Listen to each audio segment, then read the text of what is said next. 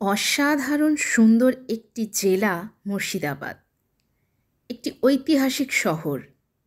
একসময় পশ্চিমবঙ্গ, বিহার, উড়িষ্যার রাজধানী ছিল মুর্শিদাবাদ। এই শহরের কোণে কোণে ইতিহাস। নবাবদের জেলা এই মুর্শিদাবাদ। শহরটি এখনও মসজিদ, সমাধি এবং বাগান সহ নবাবদের স্মৃতি বহন করে চলেছে। Hello and welcome viewers.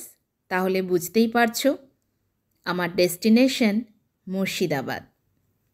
তাহলে নবাবী কায়দায় চলুন আমার সাথে।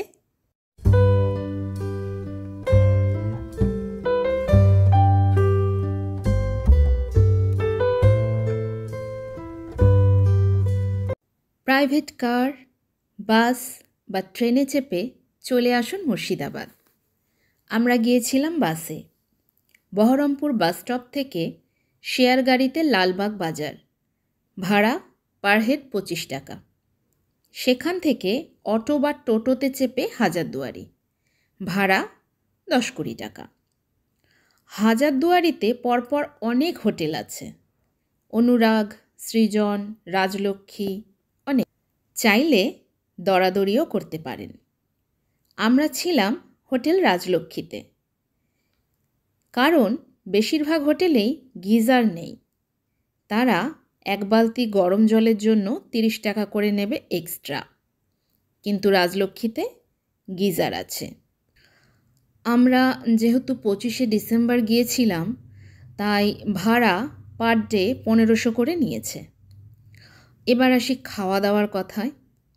খাওয়া দাওয়ার কথা যদি বলতে হয় তো বলবো সেটা নিজের পকেটের উপর ডিপেন্ড করে, কারণ অনেক হোটেল, রেস্টুরেন্ট, স্ট্রিট ফুডের প্রচুর দোকান আছে। যে হোটেলে থাকবেন সেগুলোতেও খাওয়ার ব্যবস্থা আছে। আমি রাজলক্ষ্মী হোটেলের কথা বলি। ওনারা ব্রেকফাস্ট বানান না, তবে লাঞ্চ, ডিনার বানান। লাঞ্চে সবজি ভাত 80 টাকা। এবার আপনি যদি ডিম নেন তাহলে +20, মানে 80 টাকা +20 টাকা, 100 টাকা। যদি দই নেন আবার +20, যদি মাছ নেন +30, এইভাবে বিল হয়। আর ডিনার যদি খেতে চান, বিশেষ করে রুটি খেতে চাইলে সন্ধে 6টার আগে নাম লেখাতে হবে, তবেই পাবেন। তবে অনেক দোকানেই হাতে গড়া রুটি আছে, 5-6 টাকার মধ্যেই দাম। তাহলে থাকা আর খাওয়া হয়ে গেল। এবার চলুন দেখে নেওয়া যাক কি কি দেখতে পারেন এই দুদিনে। প্রথম দিন আমরা দুপুরে পৌঁছেছিলাম। হোটেল ভাড়া নেওয়ার পর ফ্রেশ হয়ে লাঞ্চ সেরে একটু রেস্ট নিয়ে বেরিয়ে পড়ি সাইট সিইংয়ে। পায়ে হেঁটে অবশ্যই। আমি যেখানেই যাই একটু পায়ে হেঁটে আশপাশটা ঘুরে দেখে নিই। আমাদের হোটেলের সামনেই হাজারদুয়ারি ছিল, কিন্তু 25শে ডিসেম্বর উপলক্ষে প্রচণ্ড ভিড় ছিল এবং টিকিট কাটার লাইনেও এত ভিড় ছিল যে আমরা সেদিন আর হাজারদুয়ারিতে প্রবেশ করতে পারিনি। আমরা চলে এসেছিলাম পায়ে হেঁটে ত্রিপুলিয়া গেটে, main entrance of Murshidabad. Murshid Quli খাঁর জামাই সুজাউদ্দৌলা এটি নির্মাণ করেন।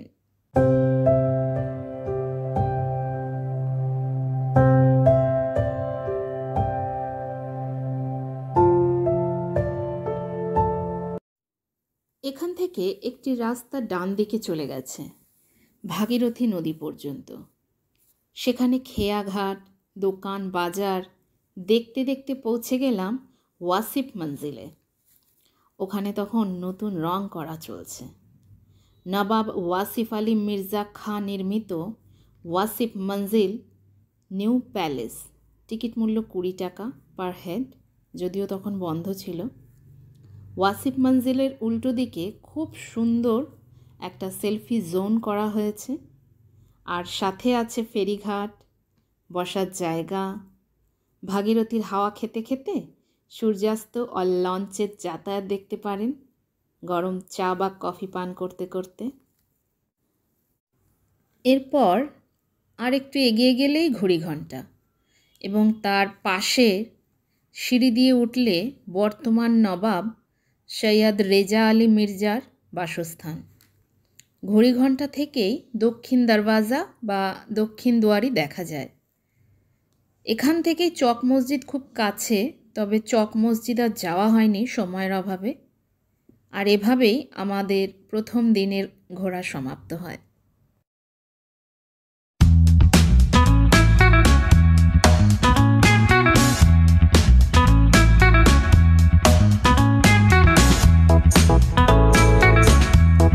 ডে 2, আজকে আমাদের ভ্রমণের দ্বিতীয় দিন। খুব সকাল সকাল রেডি হয়ে বেরিয়ে পড়ি। হোটেলের সামনেই অটো টোটো স্ট্যান্ড, সেখান থেকে একটি টোটো রিজার্ভ করি 600 টাকায়। সকাল 8টায় আমরা বেরোই। প্রথমে যাই কাঠগোলা প্যালেসে। এখানে টিকিট মূল্য 30 টাকা। এখানকার ইতিহাস খুব বেশি জানি না, গাইড চাইলে নিতে পারেন, 60-70 টাকা চার্জ। কাঠগোলা দুগার পরিবারের অন্তর্গত একটি ঐতিহাসিক ভবন। আগে কাঠগোলাপের বাগান ছিল, সেই থেকে নাম কাঠগোলা, নাকি কাঠ ও গোলাপের ব্যবসা ছিল তার থেকেই এরকম নামকরণ, এই নিয়ে বিতর্ক আছে। যাই হোক, দুগাররা 4 ভাই ছিল। ধনপত সিং দুগার, লক্ষ্মীপত সিং দুগার এই প্যালেস তৈরি করেন। বাদিকে একটি সুড়ঙ্গ আছে। এই পথেই নাকি তারা জগৎ শেঠের বাড়ি যাতায়াত করতেন। ডান দিকে চিড়িয়াখানায় নানান রকমের পাখি, মাছ, বাগান আছে, জলাশয়ে মাছ আছে। প্যালেসের পেছনে আদিনাথের জৈন মন্দির আছে। এখানেও একটি জলাশয় আছে ও বোটিংয়ের সুবন্দোবস্ত আছে। এখান থেকে 5 মিনিট দূরত্বে জগৎ শেঠের বাড়ি।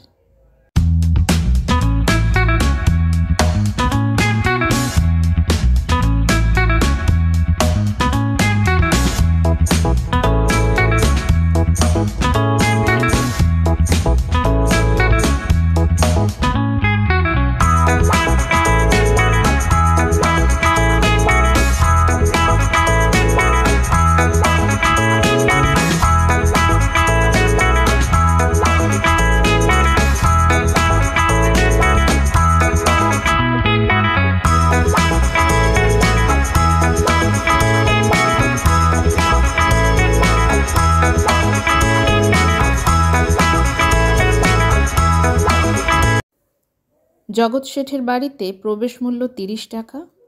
এটি এখন মিউজিয়াম হিসেবে পরিচিত। বিগত যুগের মুদ্রা, মসলিন, সোনা ও রূপার সুতো দিয়ে করা বেনারসি শাড়ি ইত্যাদি রয়েছে। একটি গোপন সুড়ঙ্গ এবং একটি আন্ডারগ্রাউন্ড চেম্বার রয়েছে। জগৎ শেঠ একটি পারিবারিক উপাধি, একটি মর্যাদাকর পদবি, যা একজন ঐশ্বর্যশালী ব্যক্তিকে নির্দেশ করত।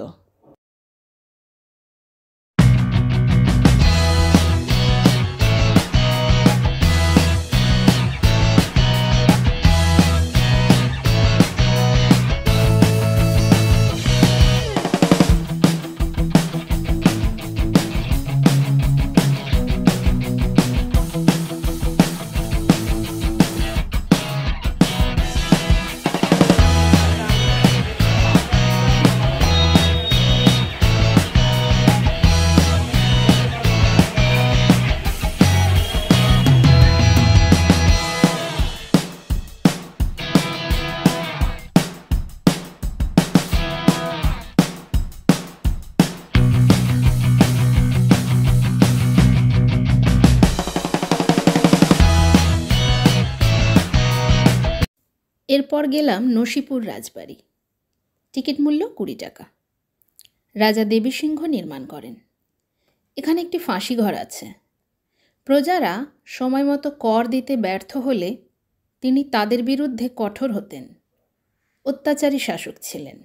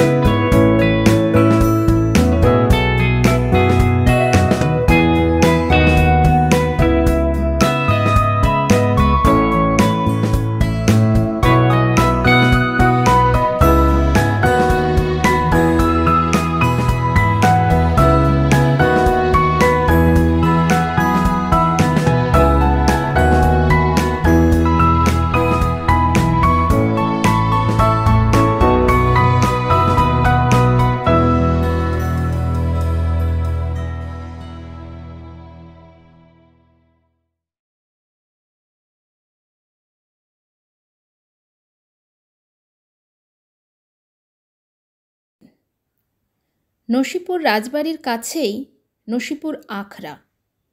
রঘুনাথজির মন্দির আছে। এখানে প্রবেশ মূল্য 20 টাকা। এখানে অনেক পুরনো জিনিসপত্র যেমন বড় বড় বাসন কোসন, এমনকি একটি ভিন্টেজ গাড়ি বেবি অস্টিনও রাখা আছে।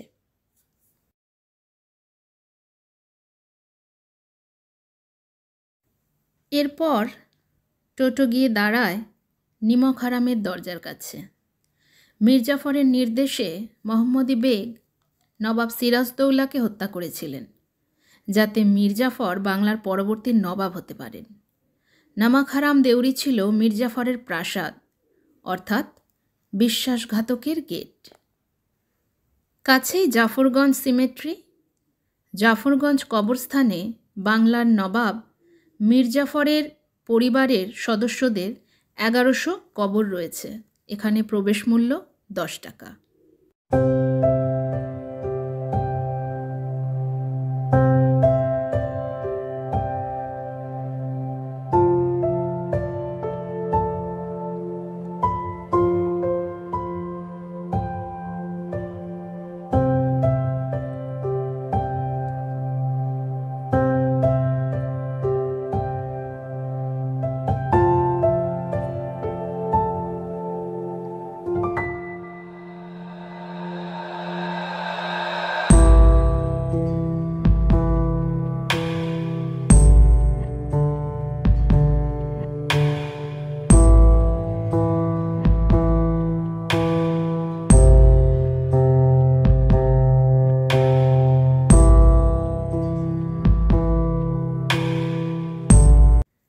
আর একটু এগিয়ে গেলেই আজিমুন্নেসার সমাধিস্থল। মুর্শিদ কুলি খানের কন্যা ও বাংলার দ্বিতীয় নবাব সুজাউদ্দিন খানের স্ত্রী। স্থানীয় একটি মিথ প্রচলিত আছে যে তিনি একবার খুব অসুস্থ ছিলেন এবং রোগ মুক্তির জন্য শিশুদের কলজে খেতেন, তাই তাকে কলিজা খাকি বেগমও বলা হতো। এবং কথা জানতে পেরে তার স্বামী নাকি তাকে জ্যান্ত কবর দেন। যাই হোক, এর কোনো নিশ্চিত প্রমাণ নেই, বরং বলা যায় তিনি একজন ধর্মপ্রাণ মহিলা ছিলেন। বাবা মুর্শিদ কুলি খাঁর মতোই তার সমাধিও সিঁড়ির নিচে নির্মিত, প্রবেশ বিনামূল্যে।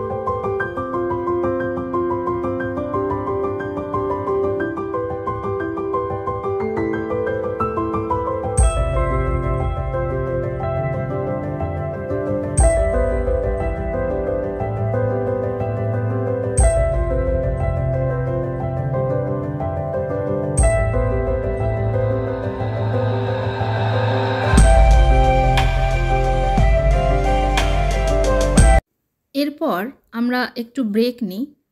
ব্রেক নিয়ে হোটেলে এসে লাঞ্চ সেরে নিই, আর লাঞ্চ সেরে একটু রেস্ট নিয়ে হেঁটে হাজারদুয়ারিতে প্রবেশ করি। এখানে প্রবেশ মূল্য 25 টাকা পার হেড। শুক্রবার বন্ধ থাকে। ভাগীরথীর তীরে মাথা উঁচু করে দাঁড়িয়ে আছে 80 ফুট উচ্চতার হাজারদুয়ারি প্রাসাদ। আগে নাম ছিল বারাকোঠি, বর্তমান নাম হাজারদুয়ারি প্যালেস মিউজিয়াম। নবাব নাজিম হুমায়ুন জা এই প্রাসাদ বানান ইউরোপীয় স্থপতি কর্নেল ডানকান ম্যাকলিওডকে দিয়ে। এই প্রাসাদের নির্মাণ কাজ 1829 সালে শুরু হয়, 1837 সালে শেষ হয়। মীর জাফরের বংশধর হলো হুমায়ুন শাহ। সিরাজদৌল্লার মৃত্যুর 80 বছর পর এই প্রাসাদ তৈরি হয়। এখানে বিভিন্ন রকম অস্ত্র, সিরাজদৌল্লাকে হত্যা করার জন্য ব্যবহৃত মোহাম্মদী বেগের অস্ত্র, মীর মদনের কামান, বিভিন্ন ধরনের ছোড়া, নবাবদের থাকার ঘর, দরবার হল, পাঠাগার, আর্ট গ্যালারি, বহু বিখ্যাত চিত্রশিল্পীর চিত্রকলা, বিভিন্ন জিনিস, বিভিন্ন দুর্লভ সংগ্রহ আছে। হাজারদুয়ার কথাটির অর্থ 1000টি দরজা। হাজারদুয়ারিতে 1000টি দরজাই আছে, তবে 100টি দরজা ফলস, নকল। সত্যিকারের দরজা আছে 900টি। হাজারদুয়ারির সামনে আছে মদিনা মসজিদ, সিরাজদৌল্লার তৈরি করা। স্থাপনার মধ্যে শুধু এই মসজিদটিই টিকে আছে। মা আমিনা বেগমের প্রার্থনা পূরণে সিরাজ মদিনা থেকে মাটি এনে এই মসজিদ বানিয়েছিলেন। মদিনা মসজিদের সামনে আছে 18 ফুট দৈর্ঘ্যের বাচ্চাওয়ালি কামান। এই কামান সম্পর্কে সবচেয়ে চালু মতটি হলো এটি বানিয়েছিলেন ঢাকার বিশিষ্ট লোহার মিস্ত্রি জনার্দন কর্মকার। এই কামান একবার মাত্র দাগা হয়েছিল, কিন্তু সেই কামানের শব্দ এতটাই নাকি তীব্র ছিল যে আশেপাশের অনেক অন্তঃসত্ত্বা মহিলার গর্ভপাত ঘটে যায়। সেই থেকে কামানের নাম বাচ্চাওয়ালি কামান। হাজারদুয়ারির সামনে আকাশছোঁয়া ঘড়িঘর পশ্চিমমুখী হয়ে দাঁড়িয়ে আছে। ভাগীরথী নদীতে চলাচলকারী যাত্রীবাহী নৌকা, মাঝি, মল্লার ও যাত্রীদের সুবিধার্থে ঘড়িটি নির্মাণ করা হয়েছে। হাজারদুয়ারির মুখোমুখি আছে নিজামত ইমামবাড়া, সিরাজদৌল্লা নির্মিত, শুধু মহরমের সময় খোলা হয়। হাজারদুয়ারি থেকে বেরিয়ে ফোন করে টোটো চালককে ডেকে নিই। এর পরের গন্তব্য ফৌতি মসজিদ বা ফুটো মসজিদ। প্রথম নবাব মুর্শিদ কুলি খানের নাতি নবাব সরফরাজ খান নিজের স্মৃতি রক্ষার জন্য এই মসজিদ নির্মাণ করার কাজ শুরু করেছিলেন, কিন্তু হঠাৎ যুদ্ধে মারা যান। নবাবের মৃত্যুর সঙ্গে তার সাধের কীর্তিসৌধ নির্মাণের কাজ অসম্পূর্ণই রয়ে যায়। অকালে ফৌত হওয়া বা মারা যাওয়ার কারণে মসজিদের এরকম নাম। প্রবেশ বিনামূল্যে।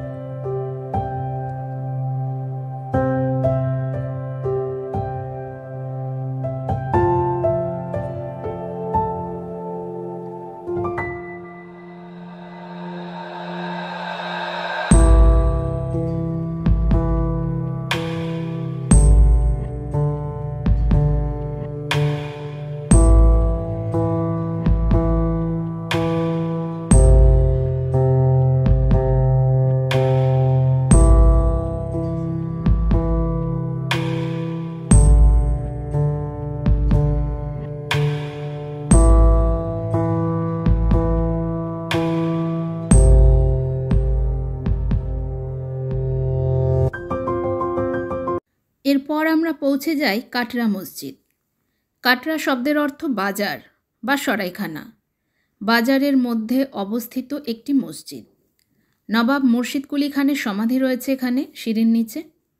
এই মসজিদের 2 কোণায় উঁচু 2টি টাওয়ার আছে, যেগুলোতে বন্দুক স্থাপনের জন্য ছিদ্র রয়েছে, এবং মেঝেতে 2000 লোক একসাথে বসে প্রার্থনা করতে পারবেন সেইভাবেই নির্মাণ করা হয়েছে।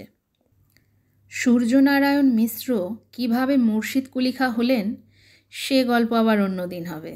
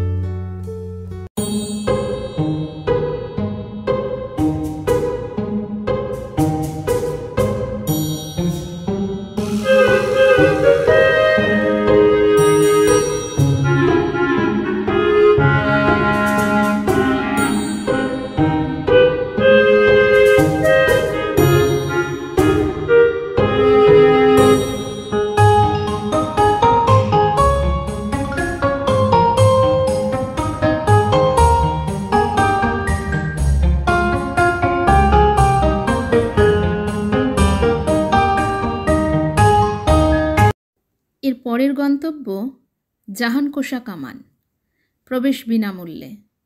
অষ্টধাতুর তৈরি বিশ্ব ধ্বংসকারী এই কামান জনার্দন কর্মকার তৈরি করেন।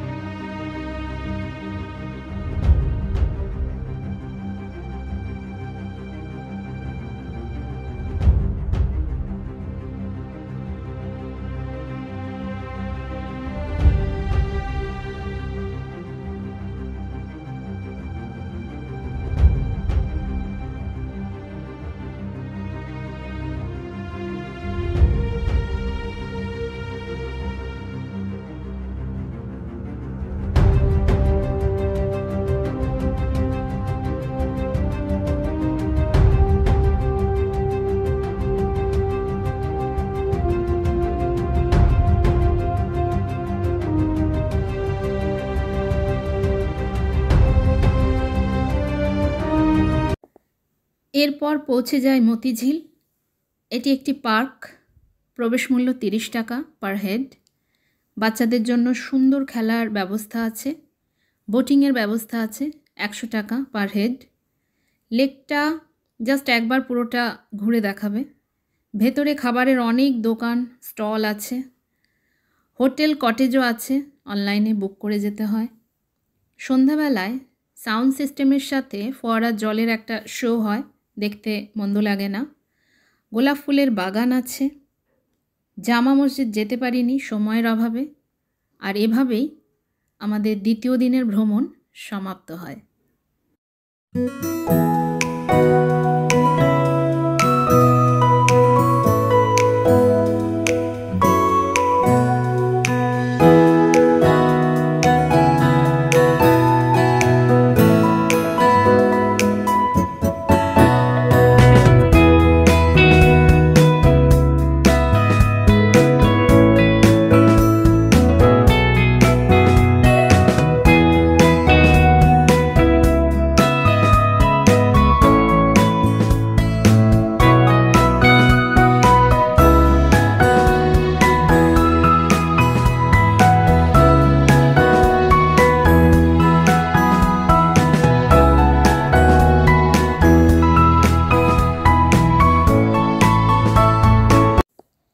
ডে 3, আজ আমাদের বাড়ি ফেরার পালা।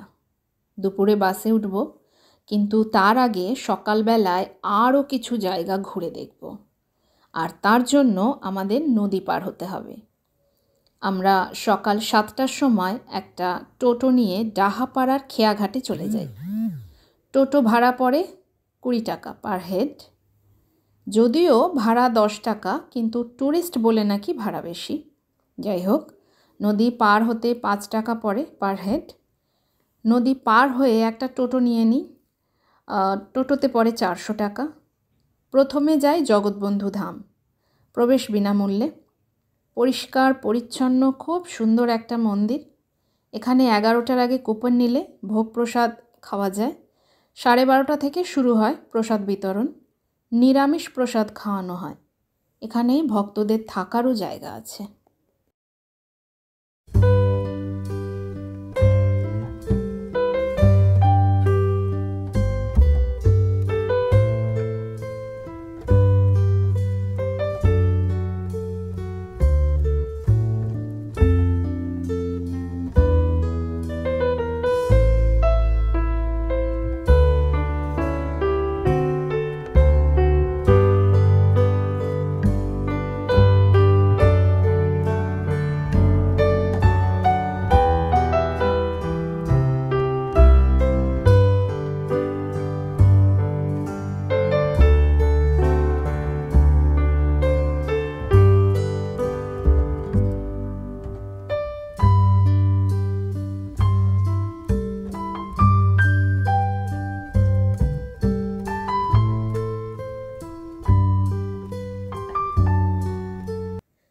এরপর চলে যাই কিরিটকোনা গ্রামে অবস্থিত কিরিটেশ্বরী মন্দিরে, 51টি শক্তিপীঠের অন্যতম।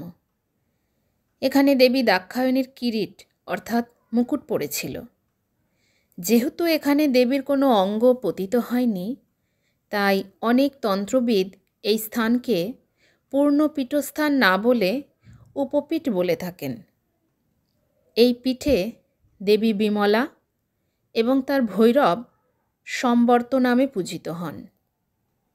এছাড়া কাছেই গ্রামের মধ্যে গুপ্তমঠ নামে এক নতুন মন্দিরে দেবী কিরিটেশ্বরীর পূজার ব্যবস্থা আছে। এরপর চলে যায় খোশবাগ। গোলাপের খুশবু থেকেই খোশবাগ নামকরণ, যার অর্থ সুখের বাগান বা আনন্দ উদ্যান। আলীবর্দী খান ও তার বংশধরদের সমাধিস্থল আছে। ভিতরে একটি মসজিদ আছে। আমাদের শেষ গন্তব্য রশনিবাগ অর্থাৎ আলোর বাগান। এখানের মসজিদে উৎসব উপলক্ষে জ্বলে উঠত অসংখ্য আতশবাজি। রোশনাই দেখতে জড়ো হতেন অনেক মানুষ। এই রশনিবাগেই আছে মুর্শিদ কুলি খাঁর জামাই সুজাউদ্দিনের সমাধি। আর এভাবেই আমাদের মুর্শিদাবাদ ভ্রমণ সম্পূর্ণ হয়।